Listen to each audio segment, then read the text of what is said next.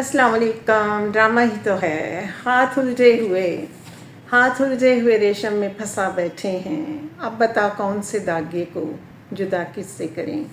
यकीनन आप समझ गए होंगे हमारा इस वक्त का मौजू जिससे हम डिस्कस करने जा रहे हैं, कफ़ील, हुमैरा अहमद का ड्रामा कफ़ील, जिसने एक धूम मचा दी है। धूम किस सिलसिले में मचा दी है कि ये वो मौजू है जो कि आलमोस्ट 90% जो फीमेल हैं उनकी ज़िंदगी से ताल्लुक़ रखता है। इसमें जो भी माजी है, हाल है या फ़र्दा है, तीनों ज़माने जो हैं, तीनों ज़मानों की कहानी है जो हमें ज़ेबा के चेहरे की सुन पे लिखी हुई नज़र आती हैं। ज़ेबा जिसका रिश्ता बदकिस्मती से उसके बाप ने तहकीक किए बगैर, जबकि बाप का पहला फ़र्ज़ था। बाप का कैरेक्टर इस ड्रामे में बहुत ही मजबूत सा है, जैसा कि एक ज़िम्मेदार बाप को होना चाहिए। लेकिन उससे गलती हो गई कि उसने अपनी बीवी के कहने पर और बीवी की यकीन दहानी पर कि वो जानती है बरसों से, तहकीक किए बगैर रिश्ता तय कर दिया ज़ेबा का। और ज़ेबा के लिए ज़िंदगी क्या हो गई, एक मजमुआ इज़्ज़ात या दुख का एक समंदर। तो इस तरह से ज़ेबा जिसकी उस तकलीफ़ को, उसकी अज़ियत को उसका बाप लम्हा बलम्हा देख रहा है, बर्दाश्त कर रहा है, और कभी कभी वो हद बर्दाश्त से भी गुजर जाता है। और ऐसे आलम में वो जामी के साथ तलख भी हो जाता है और जामी को ये चीज़ बहुत बुरी लगती है और कहता है कि तुम्हारा बाप जो इस तरह की हर वक्त मुझसे तफ्तीश और तहकीक क्यों करता रहता है, तो मैं उसकी तरह नहीं हूँ कि मैं धक्के खा खा के पैसा जमा करूँ, मैं तो 2 मिनट में बिज़नेस खड़ा कर सकता हूँ। ये इस जामी के दावे हैं जिसने कि ज़ेबा की ज़िंदगी को तबाह कर रखा है।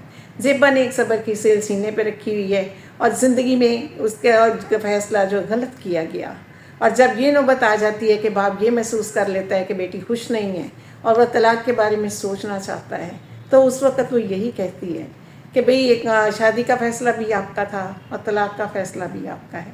ज़ाहिर है ना वो उस फैसले में शामिल थी, ना वो इस फैसले में शामिल है, कि उसे तो पता है उसे माशरे को फ़ेस करना है, दुनिया को फ़ेस करना है, और अपने वो हस्बैंड की, जामी की हर सफाकी को, ज़ियत को, ज़हनी तशद्दुद को उसे हर सूरत बर्दाश्त करना है, क्योंकि वो समझते हैं जिस सोसाइटी से उसका ताल्लुक़ है, तो अगर उसने खामन से अलग हो गई तो फिर उसका फ्यूचर क्या होगा। हालांकि उसका फ्यूचर तो ऐसे भी कुछ नहीं है, लेकिन बहरहाल ईस्टर्न सोसाइटी में यही सब कुछ है।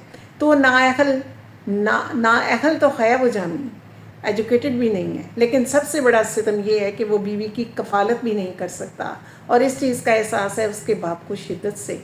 माँ को भी अब एहसास है, लेकिन दादी अभी तक उसी दौर की बातें करती है कि नहीं भी वक्त बदल जाएगा, है सब्र करो, इंतज़ार करो। तो जो कहते हैं, उसने बाप ने बहुत अच्छा कहा कि जो कफ़ालत ना कर सके वो तो कफ़ील ही नहीं हो सकता। तो उस सूरत हाल में ज़ेबा के पास खामोशी के सिवा कोई चारा नहीं था। उसका चेहरा तो एक खामोश किताब है कि उसके तक आप सब कुछ पढ़ सकते हैं, दुख भी, घुटन भी, सब्र भी, बर्दाश्त भी और अजियत भी, कि वो जिस जिस सूरत हाल से गुजर रही है। उसका चेहरा तो एक खुली किताब बन गया है। अब बाप जाते हुए बेटी को जब पैसे उसके परस में डाल देते हैं, बाप आमतौर पर ऐसा ही करते हैं कि बेटियां जब जाने लगती हैं तो वो वही पैसे रास्ते में पेट्रोल डलवाने के भी काम आते हैं। 2 माह से दूध का कर्ज़ नहीं चुकाया गया, दूध वाले का कर्ज़ भी उन्हीं पैसों से चुकाया जाता है, और फिर वही पैसे जो हैं बाद में दूसरे अखराजात में और जामी की ज़रूरियात में भी इस्तेमाल होते हैं। और जामी से कहीं बढ़ के ढीठ और नाअहल है जामी का बाप, और जामी अपने उसी बाप की तस्वीर है। वो उसी के नक्शे कदम पे चल रहा है। जो तकिया कलाम उसका है कि हम ख़ानदानी, हम आदमी, हम बड़े अमीर हैं, वही तकिया कलाम जामी का है। और ऐसे जैसे बाप ने अपनी ही सहूलत और आराम तलबी के लिए जामी को अपना बना रखा है, एक मुरीद या एक ग़ुलाम, कि हर वक्त मेरी खिदमत करता रहे, मेरी खिदमत में मौजूद रहे, मेरी इसी के सबब से इसकी बीवी के ज़रिए भी मेरी खिदमतें होती रहें। तो चले, ये सितम तो सितम था कि वो जामी के साथ चली गई बावजूद ना चाहने के, जबकि उसके बाप ने उसे साथ बिठा के ये फ़ैसला भी कर लिया, पार्क में ले जाके उसके साथ बातें करके। और उस वक्त थोड़ी हैरत भी है कि बाप इतनी वहाँ ज़ाहिर उसने एक अच्छे तरीके से टॉपिक ये डिस्कस किया, तो ख़ुद वो 2-4 कदम परेशानी में आगे चल दी और वो बेचारी बेंच पे सोचती ही रह गई, कितनी लम्हे बैठी रह गई।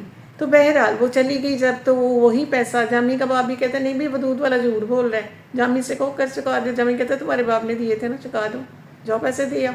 और उसमें सितम और के जो सलमा बुआ है, जो काम करने वाली थी, उसकी तनख्वाह भी नहीं दी गई और उसे भी निकाल दिया गया। देखिए ज़रा कैसे कैसे वक्त आजमाता है, किस्मत आजमाती है कि वक्त आजमाता है। तो हुमैरा अहमद के कलम ने इन तलखियों को, इन हकीकतों को बड़ी ही दानिशमंदी के साथ बयान किया है। और फिर वो उस वक़्त اس کے پاس خاموشی کے علاوہ کوئی چارہ نہیں ہوتا. یا وہ پناہ لے لیتی ہے الماریوں میں کپڑے ٹھیک کرنے کو، برتن سجانے کو، گھرداری میں، کھانا پکانے میں. وہ خود کو اتنا مصروف کرتی جاتی ہے، ذرا جتنے بھی گھر کے کام ہیں اسے ہی کرنے ہیں. اور جب ایک عرصہ نہیں جا پاتی، باپ پھر لینے آتا ہے، باپ بیٹی کی گھٹن کو، اس کی بے بسی کو دیکھتا ہے اور اسے 2-4 دن کے لیے لے جانے کی بات کرتا ہے. تو جامی کے والد صاحب کہتے ہیں بھئی اب مجبوری اب لینے آ گئے کہ بھئی ہمیں تو دن رات کی زر خرید غلام ملی ہوئی ہے، بڑی اچھی ہے، بھاگ بھاگ کے کام. وہ بھاگ بھاگ کے نہ کرے تو وہ کیا کرے؟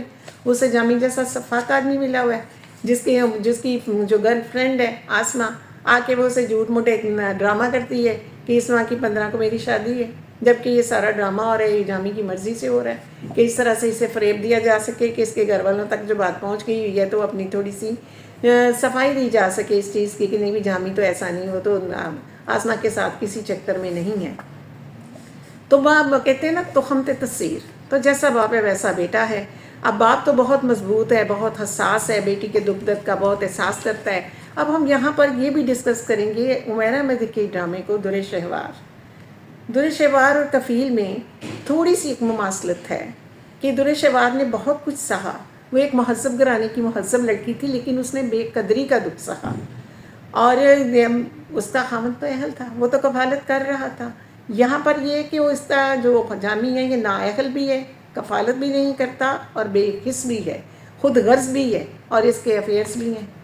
تو یہاں پر عمیرہ احمد نے عورت کی ذات سے چمٹے ہوئے زیادہ جو مسائل ہیں گنونے قسم کے، جو کہ عورت اپنی زبان پہ نہیں لا پاتی کہ بھئی اس طرح بدنامی ہو جائے گی، لوگ کیا سوچیں گے، یہ جو لوگ کیا کہیں گے اور لوگ کیا سوچیں گے، یہی وہ خوف ہے جو عورت کو اس کی وہ دہلیز سے چمٹے رکھتا ہے کہ وہ وہاں سے نکل نہیں پاتی، جا نہیں پاتی.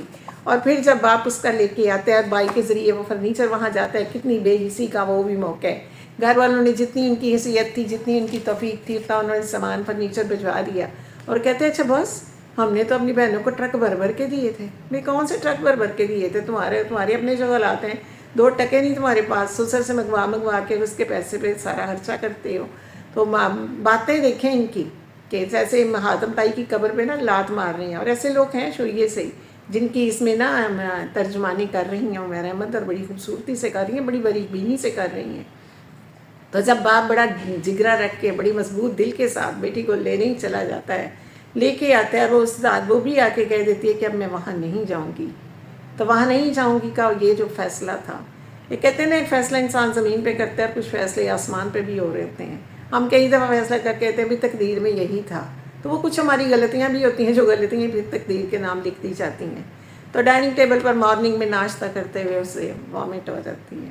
اور ملازمہ کا دیکھیں، ملازمہ پہ ہمیں بڑی حیرت ہوئی. بھی ملازمہ نے کیا طریقہ رکھا ہوگا، ابھی وہ اعلان ہی کرنے لگ پڑی بڑے واشگاف انداز میں کہ مبارک ہو دادی زیبا جو ہے وہ ماں بننے والی ہے، تو 500 روپے کا نوٹ لوں گی لباب میں. کیا طریقہ ہے ملازمہ کا؟ ٹھیک ہے جو گھریلو ملازمیں ہوتی ہیں بہت پرانی سی، وہ اسی طرح بڑی سر چڑھی ہوتی ہیں، بڑی گنے ہوتی ہیں، لیکن کچھ آرٹ سا لگا کیونکہ ان کے گھر کا ماحول جو ہے وہ ایک بڑا مہذب سا ہے. جو زیبا کے میکے گھر ہے اس میں ایک تہذیب ہے، ایک ادب و آداب نظر آتے ہیں، لیکن ملازمہ کی تو یہ شوخیاں عجیب الڑ سی شوخیاں لگیں. اور اب دیکھیں وہ جو اعلان ہو گیا تو باپ بیچارے کے چہرے پہ سوچوں کی جو لہر ابھر ہے کہ اب میں جاؤں تو کہاں جاؤں. وہ تو اپنی بیٹی کو اس گردش سے، اس جبر سے نجات دلانے کی سوچ میں تھا، لیکن یہاں کیا ہو گیا کہ یہی تقدیر کا لکھا ہے اور اسی طرح انسان اس کے آگے بے بس ہو جاتا ہے. تو زیبا جیسی جانی کتنی یہ لڑکیاں ہیں جو اسی جبر کی بٹی میں تپتی رہتی ہیں، اور زیبا کو بھی کب تک اس جبر کی بٹی میں جلنا ہے، یہ آنے والی ساتھ اس کا ہمیں بتائیں گی صورتحال. لیکن صورتحال ہمیں سمجھ میں بھی آتی ہے کہ زندگی آسان نہیں زیبا کی، اور نہ وہ آسان ہوتی نظر آ رہی ہے، بلکہ ایک آزمائش کا سلسلہ ہے جو کھلتا ہی چلا جائے گا.